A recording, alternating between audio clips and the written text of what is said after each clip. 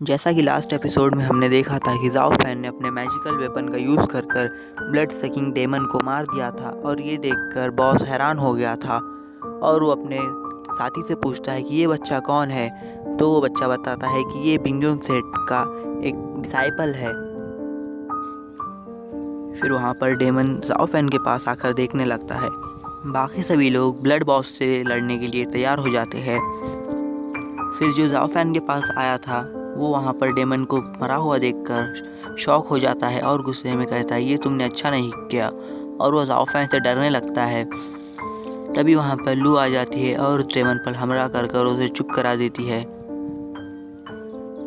फिर blood boss सबको कहता है कि हमारा एक डेमन साथी मर गया है और हमें अभी मिलिट्री की ज़रूरत है, तो भाग जाओ यहाँ से। और सभी डेमन्स वहाँ पर से भागने लगते हैं। ज़ाओ फैन कंफ्यूज हो जाता है कि उसके हाथों से ये मर्डर कैसे हो गया। लेकिन तभी वहाँ पर सुसु आ जाता है और उसकी तारीफ़ करने लगता है और कहता है तुम तो बहुत ग्रेट हो यार। फिर वो केव में आगे बढ़ने लगते हैं। ज़ाओ फैन का मैजिकल वेपन बहुत चमकने लगता है और ये देखकर वो परेशान होने लगता है। फिर वो केव के एग्जिट में पहुँच जाते हैं। वहाँ पर से लाइट चमक रही थी और ये देखकर उन्हें शक होने लगता है। फिर चलते चलते उन्हें एक पत्थर पर एक टेक्निक दिखती है जो कि स्पिरिट्स और डेड स्पिरिट्स को कंट्रोल करने की टेक्निक थी। और ये लोग चलते चलते यहाँ पर ब्लड रिफाइनिंग हॉल के फॉरबिडन एरिया में आ गए थे। फिर बिंगयोंग सेठ का लीडर कहता है कि अच्छा हुआ हम यहाँ पर आ गए, क्योंकि हमारा काम तो डेमन्स को मारना है और यहाँ से ज़्यादा डेमन्स हमें कहाँ मिलेंगे।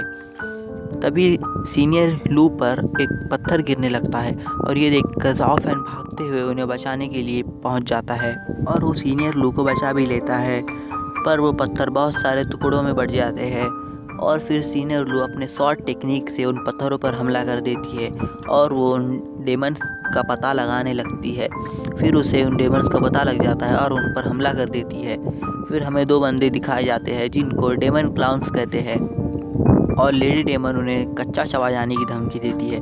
तभी वहाँ पर ब्लड बॉस के ग्रुप वाले लोग भी आ जाते हैं और जिसके हाथ में स्वॉर्ड है इसका नाम है छपरी डेमन।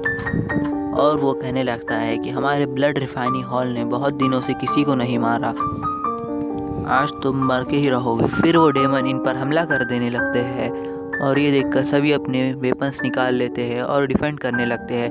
लेकिन वो डेमन्स बहुत ज़्यादा थे तो इन पर बहुत सारा प्रेशर पड़ने लगता है और वहाँ डेमन बहुत सारा धुआं कर देते हैं और सब लोग अलग अलग डायरेक्शन में चले जाते हैं। छपरी डेमन ज़ाओ फैन पर छुप के हमला कर रहा था, लेकिन वो फिर सामने आ जाता है और इन दोनों में hand to hand combat fight शुरू हो जाती है। और इस फाइट में ज़ाओ फैन की स्किल्स भी इम्प्रूव होने लगती है और वो डेमन्स पर बहुत कोशिश करके हमला करता है। फिर हमें सीनियर लू दिखाई जाती है जो कि मॉन्स्टर क्लाउन के मेन वाले आदमी से लड़ रही थी। मास डेमन सीनियर लू पर पत्थरों से हमला करने लगता है और सीनियर लू अपनी स्वॉर्ड से डिफेंड करने लगती है और उन पत्थरों को फोड़ती जाती है। फिर वो अपने स्किल से फाइट करने लगते हैं। फिर ज़ाओ फैन को दिखाया जाता है जो छपरी डेमन से फाइट कर रहा था और वो उसे हरा भी देता है। और जब वो उसे मारने के लिए जाता है तभी बीच में ब्लड बॉस आ जाता है और वो उसे रोक लेता है। फिर छपरी डेमन ज़ाओ फैन पर अटैक कर देता है और सीनियर लू उसे बचा लेती है और ये देखकर ब्लड बॉस को गुस्सा आ जाता है और वो उन पर हमला करने लगता है। और हमें इनका टीम लीडर दिखाया जाता है जो कि लेडी यूयू से फाइट कर रहा था कि तभी वहाँ पर मास डेमन आ जाता है और उसे बचा लेता है और कहता है कि तुम ब्लड बॉस के पास जाओ, उन्हें फाइटिंग करने के लिए मेन की ज़रूरत है। फिर यूयू ब्लड बॉस के पास चली जाती है।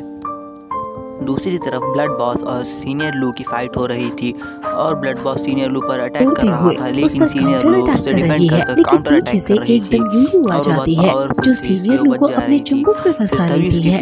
ये देखकर ज़ाओ फैन तुरंत सीनियर लू को बचाने के लिए भागता है और फिर यही एपिसोड खत्म हो जाता है के लिए भागता है और यही हमारा पार्ट खत्म हो जाता है।